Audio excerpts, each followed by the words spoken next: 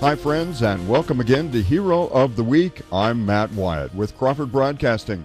Today, I'll be talking with another member of the United States Army. Joining us now from Afghanistan is First Lieutenant Vincent Cooper. Lieutenant Cooper, it is good to have you with us today.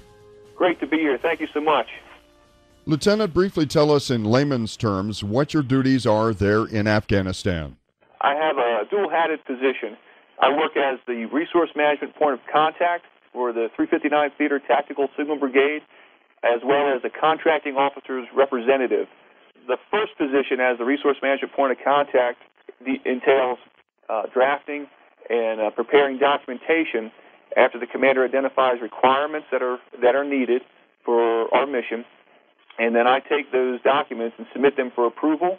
Once they're approved, they come back to me. I then provide them to the resource manager's office, and then they go up for a contracting officer to review and then award a contract to a vendor for services, commodities, or construction projects. As a contracting officer's representative, I work the other end of the process and ensure that the United States government receives any and all services, contracts, or construction requirements in accordance with the contract. And that way we avoid any fraud, waste, or abuse.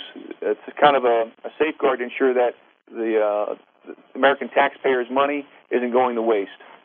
Okay, so you're going to walk out to the job site and make sure that the, if you will forgive me, the nails and the boards that are supposed to be there are actually there and being used for what they were intended. In some cases, yes. In other cases, I'll use subject matter experts that know about the commodity or service that needs to be performed, and I'll get their direct input that are working with maybe a contractor, or, for example, when commodities come in, I'll have supply sergeants or supply personnel that'll open up all the crates, open up all the pallets, ensure everything that's supposed to be there is there off of a inventory sheet. And then once we identify everything is present and in good order, then we can supply acceptance. We'll let the contracting officer know that everything's correct. Then the contracting officer will approve payment for that commodity, service, or construction project.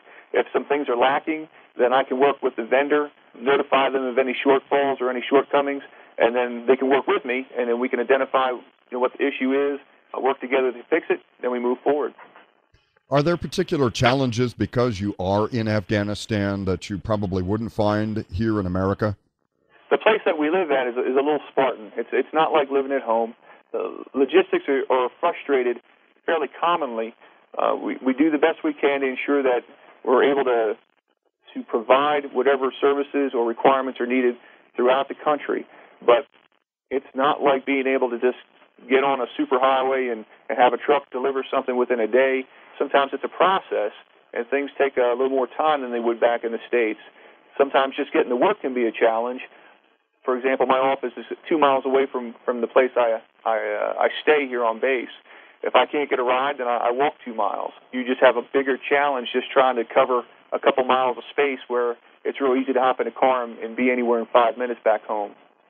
Now, obviously, if you're walking those 2 miles, you're not walking it by yourself, are you, Lieutenant? Well, I'm on an airfield, so it's a pretty secure situation. Okay. Nothing to be concerned about. Walking's good. It's a healthy habit.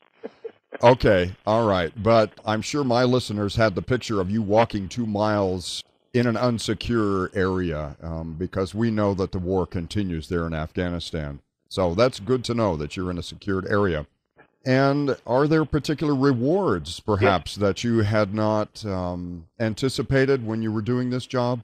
I'm a reservist, so I do this as an additional part-time kind of soldier thing. Mm-hmm. But back home, I'm a deputy sheriff in the state of Georgia for the Columbia County Sheriff's Office.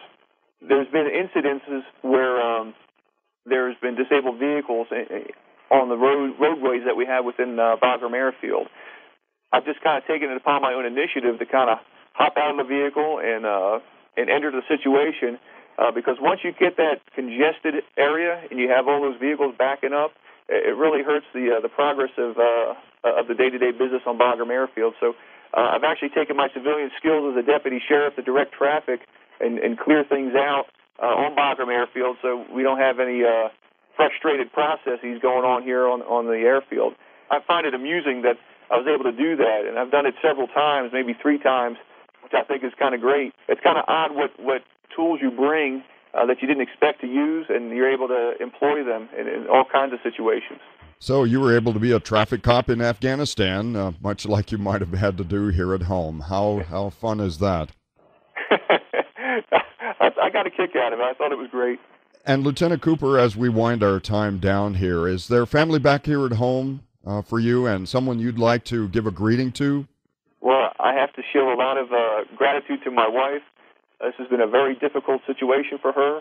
She's had to face many challenges by herself. I really appreciate her fortitude and her strength and her support through this entire process. I'm really looking forward to getting home and getting that honey-do list from her to try to get everything back in place and to make her life a little bit easier. She's really gone through a lot since the deployment started, and I just can't say enough about all the great things she's done to support me. Well, First Lieutenant Vincent Cooper of the United States Army, I want to thank you again for being with us today and ask God's blessings on you and the heroine of your life, your wife Lisa, and we thank her for all she is doing on behalf of you and the soldiers and their families back here at home. But we also want to thank you, Lieutenant Cooper, for your service on behalf of all of us, and we honor you today as our hero of the week. Thank you, sir. Serving God and America, this is the Crawford Broadcasting Company.